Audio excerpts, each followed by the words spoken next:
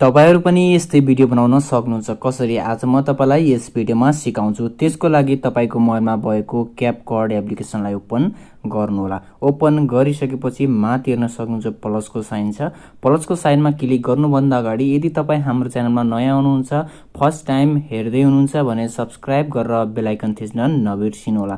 अब साथीहरु प्लसको साइनमा क्लिक गर्नुहोला। क्लिक गरिसकेपछि यहाँ फोटोज भन्ने अप्सन छ, यसमा क्लिक गर्नुहोला। यसमा क्लिक गरिसकेपछि अब तपाईले 8 वटा फोटो सिलेक्ट गर्नुपर्ने हुन्छ। तपाईको मन पर्ने तपाईको फोटो 8 वटा फोटो सिलेक्ट गर्नुहोला। हेर्न सक्नुहुन्छ 3 4 5 6 7 8 यसरी फोटो सिलेक्ट गर्नुहोला। फोटो सिलेक्ट गरिसकेपछि तल हेर्न सक्नुहुन्छ एड भन्ने अप्सन छ, एड गरिदिनु होला। एड गरिसकेपछि हेर्न सक्नुहुन्छ तपाईको फोटो यसरी आउनेछ। लास्टमा जानु होला। लास्टमा गइसकेपछि तपाईको यहाँ एन्डिङ भन्ने छ, यसमा क्लिक गर्नु होला। यसमा क्लिक गरिसकेपछि यहाँ डिलिट भन्ने अप्सन छ, डिलिट गरिदिनु होला। किनभने साथीहरु तपाईको भिडियोको लास्टमा तपाईको क्यापकट भनेर आउँछ, त्यसैले सुरुमा नै यसलाई डिलिट गरिदिनु होला। अब साथीहरु डिलिट गरिसकेपछि हल्का अगाडि आउनु होला। अगाडि आइसकेपछि अब साथीहरु तपाईले फोटोको सेकेन्ड मिलाउनु पर्ने हुन्छ, ध्यान दिएर हेर्नु होला। अब साथीहरु सुरुको फोटोलाई तपाईले राख्नु पर्ने हुन्छ। सुरुको फोटोमा क्लिक गर्नु होला। सुरुको फोटोमा क्लिक गरिसकेपछि अब तपाईले सुरुको फोटोलाई राख्नु पर्ने हुन्छ 2.6 मा। हेर्न सक्नुहुन्छ 2.6 मा राख्नु होला। हेर्न सक्नुहुन्छ मैले सुरुको फोटोलाई 2.6 मा राखेको छु। त्यसपछि अब तपाईले 4 वटा फोटोलाई तपाईले 0.4 मा राख्नु पर्ने हुन्छ। त्यसको लागि सुरुमा तपाईले यसरी जुम गर्नु होला। हरेक फोटोलाई दुईटा औंलाले यसरी स्क्रिनमा क्लिक गरेर तपाईले जुम गर्नु होला। त्यसपछि हेर्न सक्नुहुन्छ 4 वटा फोटोलाई 0.4 मा राख्नु होला। हेर्न सक्नुहुन्छ 0.4 मा एउटा, दुईटा, यस्तै गरी तपाईले 4 वटा राख्नु होला। तीनटा, 4 वटा फोटोलाई 0.4 मा राख्नु होला। यति गरिसकेपछि अब तपाईले यो फोटोलाई राख्नु पर्ने हुन्छ 1.7 मा राख्नु होला। हेर्न सक्नुहुन्छ 1.7 मा राख्नु होला। त्यसपछिको फोटोलाई तपाईले राख्नु होला 3.4 मा। हेर्न सक्नुहुन्छ 3.4 मा राख्नु होला। हेर्न सक्नुहुन्छ 3.4 मा। त्यसपछिको लास्टको फोटोलाई तपाईले राख्नु पर्ने हुन्छ 2.6 मा। हेर्न सक्नुहुन्छ 2.6 सेकेन्ड मा राख्नु होला। यति गरिसकेपछि अब तपाईको फोटोको सेकेन्ड मिलिसकेको छ।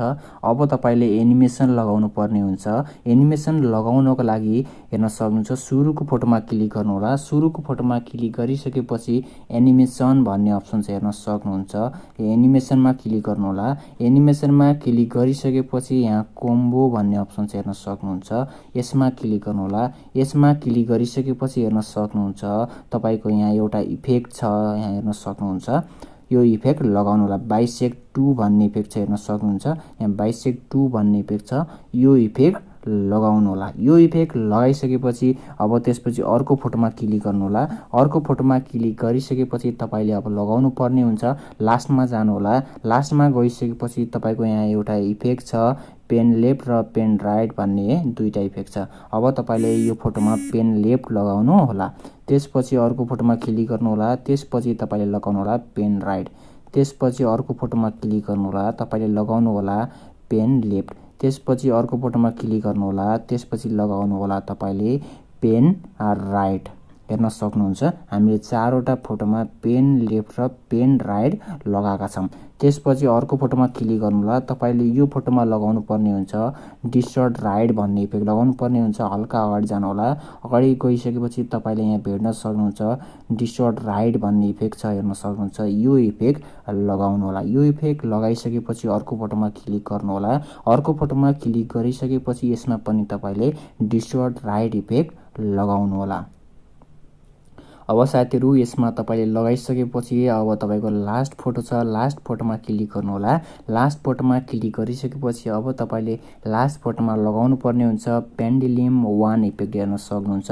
यो इफेक्ट लगाउनु होला। यति गरिसकेपछि तपाईको भिडियो रेडी हुनेछ। त्यसपछि ठीक गर्नु होला। त्यसपछि अगाडि आउनु होला। अब तपाईले इफेक्ट लगाउनु पर्ने हुन्छ। इफेक्ट तल हेर्न सक्नुहुन्छ अप्सन छ, यसमा क्लिक गर्नु होला। यसमा क्लिक गरिसकेपछि माथि अप्सन छ, यसरी त सार्नु होला। त्यसपछि त्यसपछि यहाँ फ्रेम भन्ने अप्सन छ, यसमा क्लिक गर्नु होला।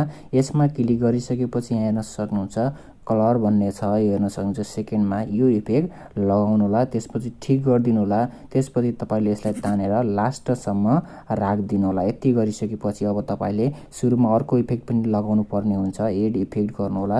त्यसपछि अगाडि हेर्न सक्नुहुन्छ बेसिकमा जानु होला। त्यसपछि यहाँ सेक भन्ने इफेक्ट छ, हेर्न सक्नुहुन्छ। यो इफेक्टमा क्लिक गर्नु होला, त्यसपछि ठिक गरिदिनु होला। तपाईले यो चाहिँ यो फोटो सुरुको फोटोसम्म मात्रै राख्नु पर्ने हुन्छ।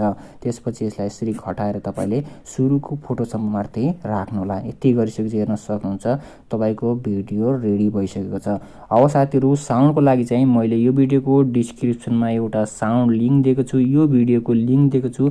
तपाईले त्यसमा क्लिक गर्नुभयो भने सिधै यो भिडियो खुल्नेछ र त्यो भिडियोलाई तपाईले साउन्डलाई एड फेभरेट गरेर पछि तपाईले टिकटकमा भिडियो अपलोड गर्दा त्यो साउन्ड युज गर्न सक्नुहुन्छ।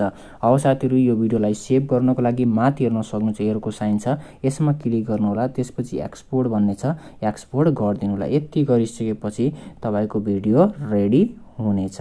Thanks for watching this video. अरु पनि भिडियो यस्तै हेर्नको लागि च्यानललाई सब्स्क्राइब गर्न नभुल्नु होला।